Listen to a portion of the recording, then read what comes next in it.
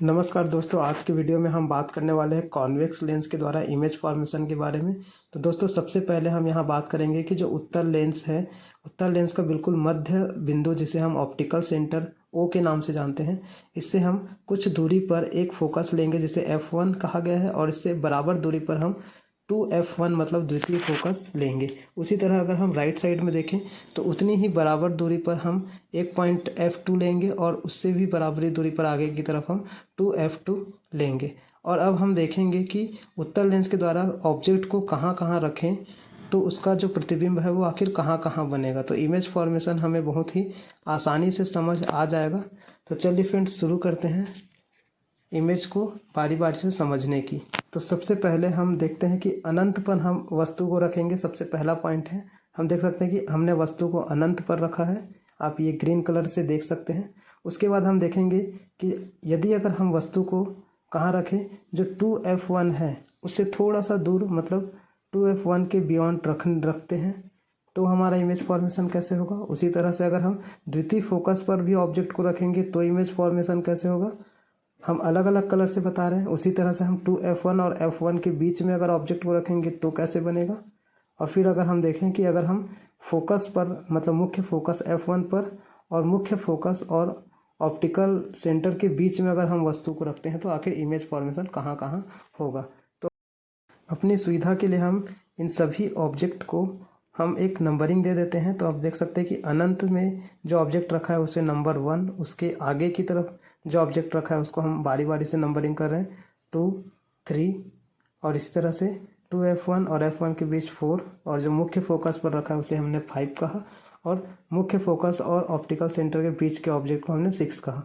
तो हम नंबर के हिसाब से बड़ी ही आसानी से समझ पाएंगे कि हमारा जो इमेज है वो आखिर कहाँ कहाँ बनेगा। तो दोस्तों, सबसे पहला काम हमारा क्या होगा कि सबसे पहला हम किसी भी ऑब्जेक्ट से अगर हम लाइन ड्रॉ करेंगे तो सबसे पहले हम एक पैरेलल लाइन ड्रॉ करेंगे जिसमें हमें रिफ्लेक्शन मतलब अपवर्तन देखने को मिलेगा। तो सबसे पहले हम यहाँ देखते हैं, सबसे पहले हम यहाँ एक लाइन ड्रॉ करेंगे ऊपर की तरफ। तो हम देख सकते हैं कि इन्फिनाइट से एक सीधा पैरेलल लाइन जाता है जो कि जैसे ही उत्तल लेंस के टकराकर अपवर्तित होकर f2 से होता हुआ निकल जाता है। तो सबसे पहला काम, आप किसी भी ऑब्जेक्ट का एक लाइन सीधा लेके जाएंगे जहाँ जो आपका इंसिडेंट रे है वो सीधा पैरेलल जाकर फोकस से टकराकर आगे की तरफ बढ़ जाएगा। तो आपको पहला काम तो यही करना है कि हर बार रिफ्लेक्ट करवाकर फोकस से गुजारना है उस लाइन को। ये सबसे पहला काम होगा, चाहे वस्तु कहीं भी रखा हो, आप सबसे पहले पैरेलल लाइन ड्रॉ करेंगे, उसे फिर आप रिफ्लेक्ट करवाएंगे। अब सेकेंडरी अगर हम देखें तो सेकेंडरी हमें देख सकते हैं कि यहाँ तो एक पहले नंबर पे अगर हम अनंत की बात करें तो अनंत से जो वस्तु रखा है उसका जो अभिलंब है वो ओ से जाके गुजरेगा ही नहीं। तो हम यहाँ कह सकते हैं कि यदि ऑब्जेक्ट अनंत पर मतलब इन्फिनाइट पर रखा है तो उसका जो इमेज फॉर्मेशन होगा वो f2 पर होगा और बहुत ही छोटा होगा, बहुत ही छोटा, बिल्कुल पॉइंट के समान इतना छोटा होगा। तो हम देख सकते हैं कि पहले नंबर का ऑब्जेक्ट जो कि इन्फिनाइट पे रखा था उसका इमेज फॉर्मेशन f2 पर हुआ है जो कि बहुत ही छोटा है।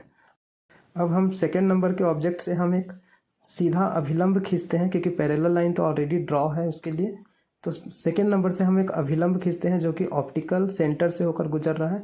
आप देख सकते हैं कि इस अभिलंब और जो पहले जो लाइट अपवर्तित हुआ था मतलब रिफ्लेक्ट हुआ था, उस दोनों की जिस पॉइंट पर वो दोनों मिल रहे हैं इमेज फॉर्मेशन वहाँ ही होगा।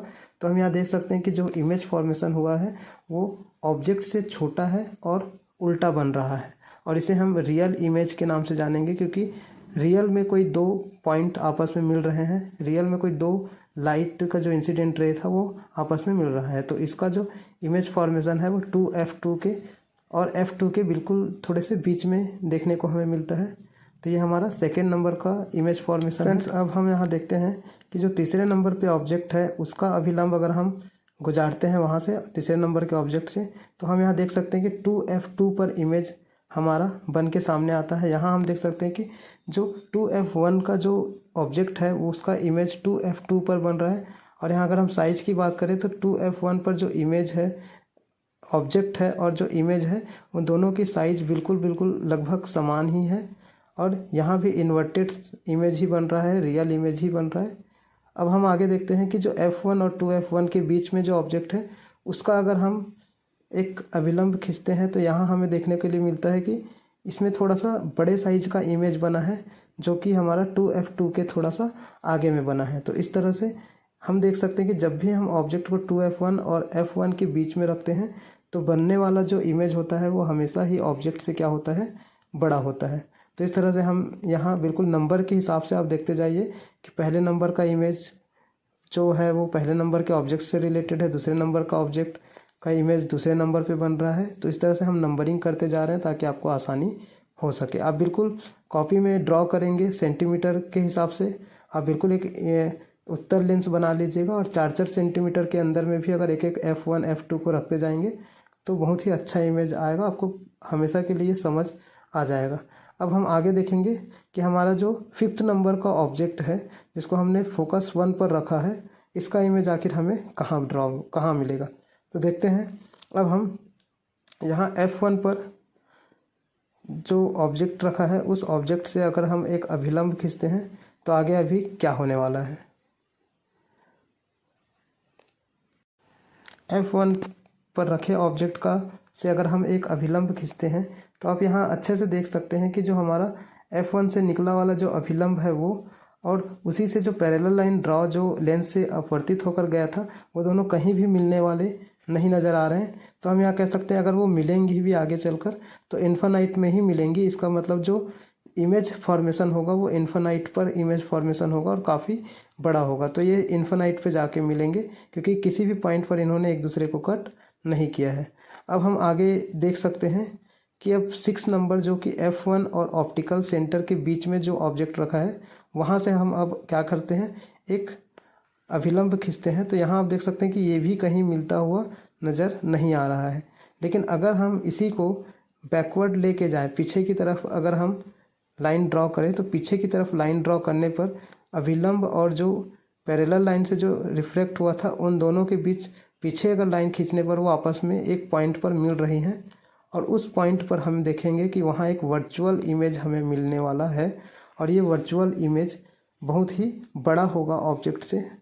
तो ये वर्चुअल इमेज बड़ा साइज का होगा ऑब्जेक्ट से। तो हम यहाँ देख सकते हैं कि पूरे उत्तर लेंस के अध्ययन के दौरान केवल F1 और O के बीच में ही अगर ऑब्जेक्ट है तो ही एक वर्चुअल इमेज बनेगा जो कि बहुत ही ज़्यादा बड़ा होगा। बाकी जितने भी इमेज बन रहे हैं वो पांचों प्रकार का इमेज क्या होगा, उल्टा ही बनेगा और रियल इमेज ही बनेगा।